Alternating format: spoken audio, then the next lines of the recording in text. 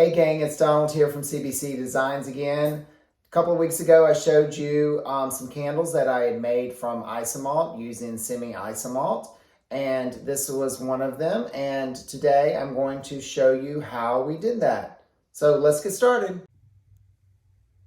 So what we're going to do to make the candles is we're going to start with semi-Isomalt, and this is their bulk Isomalt that comes in these tiles like this. And we're just going to take some clear and we're going to put it into our silicone measuring cup and pop it in the microwave, and we want to bring it to a boil. Now at this moment it is clear, but what we're going to do is we are going to add the semi-white base color to it, and that will give us the white look that we want for the candles. So once the Isomalt has reached a rolling boil like this, we just want to let it sit for a moment to disperse some of the bubbles. And then we're going to take our white base semi-color splash, and we are just going to add it in. And it's going to bubble up a little bit, but don't worry about that. This is going to turn the Isomalt opaque. Now, I do use a wooden skewer just to stir this in to get it fully incorporated. I have found that when you're adding just the white base to the Isomalt that you need to do it once the Isomalt is melted. It just mixes in better, and you can kind of see on the skewer that it is. So we're just going to let this sit here a moment, and we're going to let some of the bubbles disperse. You can give it a little tap, as you can see that they are starting to disperse out of there. Few left. Now what we're going to do is we're going to take this and we're just going to let it sit here, and then we're going to pour it on our mat.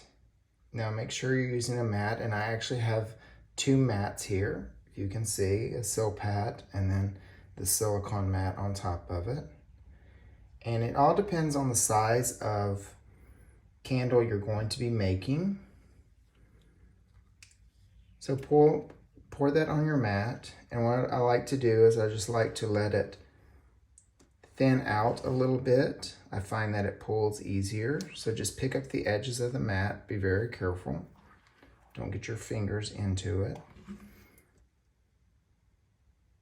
You're just going to create a thin layer on the mat, and what this is going to do is it's going to help it cool down a lot quicker. So once we get it cooled down like that, we're just going to take the mat and start flipping it over, and using our hand, we're just going to press it down. And then we're just going to repeat this process until we have a cooled down solid mass.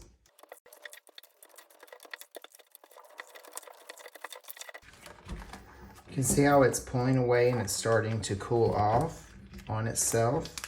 We just want to continue pulling the sugar in this manner until it is cooled off, and you can feel the heat through the silicone mat of the sugar. So you'll know when it gets cool enough that you can actually start handling it. Just keep going back and forth. Create a ball. If you want to let it sit here for just a few seconds, you can. It's not going to affect it. But see the nice white color that we've achieved? And it's getting nice and shiny. So we're just going to continue to cool this off.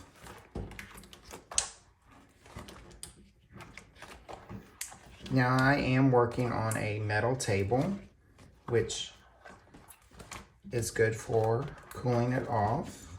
And if you think it's just too hot in one spot, you can just move over a little bit, and you will then have a cooler spot on your table to help cool off the Isomalt quicker than right here where it was initially poured, which was retaining the heat.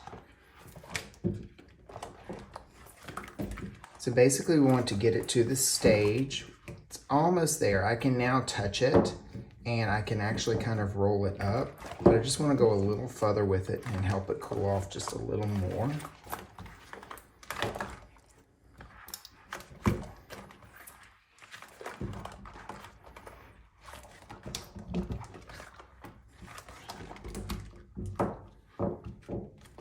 We want it to hold its shape once we roll it, because that's really all we're going to be doing to form the candle base. It's really simple and quick. Let that sit there just 1 second. I'm going to grab my trusty little fan here. Now we're just going to take the Isomalt, and you can use the sill pad if you want to. Fold it up on itself and just roll back and forth like this. This will help protect your hand. And just roll the shape into a log.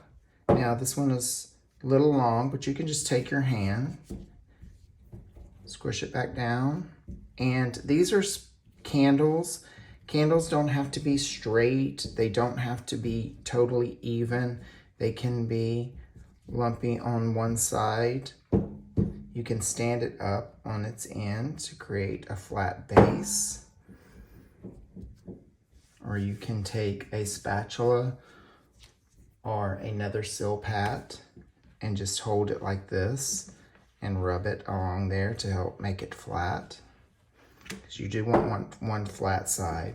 So what I do is I just keep rolling this a little bit, and I'm going to turn on the fan and have the fan blowing on this to help continue to cool it. Now we just want to make sure we do have a flat base on one end. The other end, it doesn't matter for that. Now you can make these as long as you want them. You can make them as fat as you would like them. You can make them any size. You can make them a lot small and skinnier as birthday candles, but basically you want to get it cool enough and strong enough that when you stand it up, it holds its shape.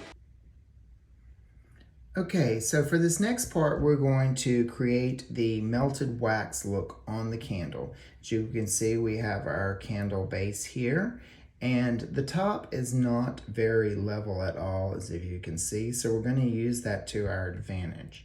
So what we're going to do is we're going to take our torch, and you can buy these, you can get them on simicakes.com, and we're just going to lightly start melting the top. Now you don't want to get the flame right on it. You can probably see it's trying to start bubbling a little bit, but that's okay. Just don't get the flame right there. You want to slowly melt the top of the Isomalt and let it naturally fall down the sides. So you can see it's starting to get that drip on it. That is what we want to achieve. We want it to make it look like it naturally is dripping wax. If you get the flame too close to the Isomalt, it will burn it and turn it brown, and we don't want that. Now you can take your candle and dip it to the side to help run it down a little bit. But we just want to make sure that we get that drip going down the side. Once the Isomalt is liquid enough, it will start to flow down the side.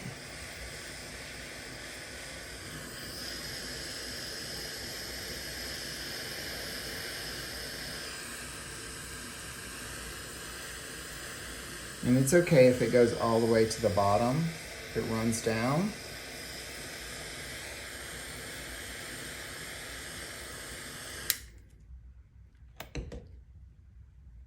So there we have our drip on our candle.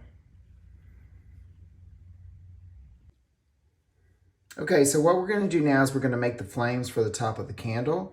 We're going to take a little bit of red Isomalt, a couple of drops onto the sill pad, and then we're going to take the yellow, and we're also going to do a couple of drops, and we're gonna let it just go ahead and touch the red kind of on the edge of it.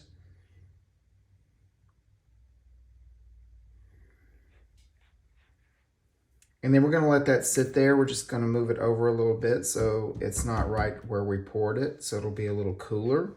And as you can see, it's already starting to blend in a little bit. So what we wanna do is we wanna wait for that to cool off enough that we can pick it up off of the silpat.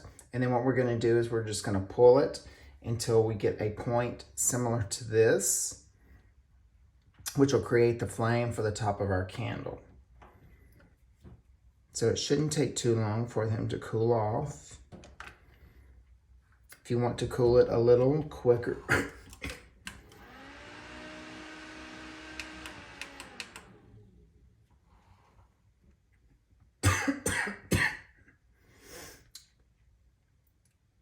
if you want to cool it a little quicker, you could turn a fan onto it.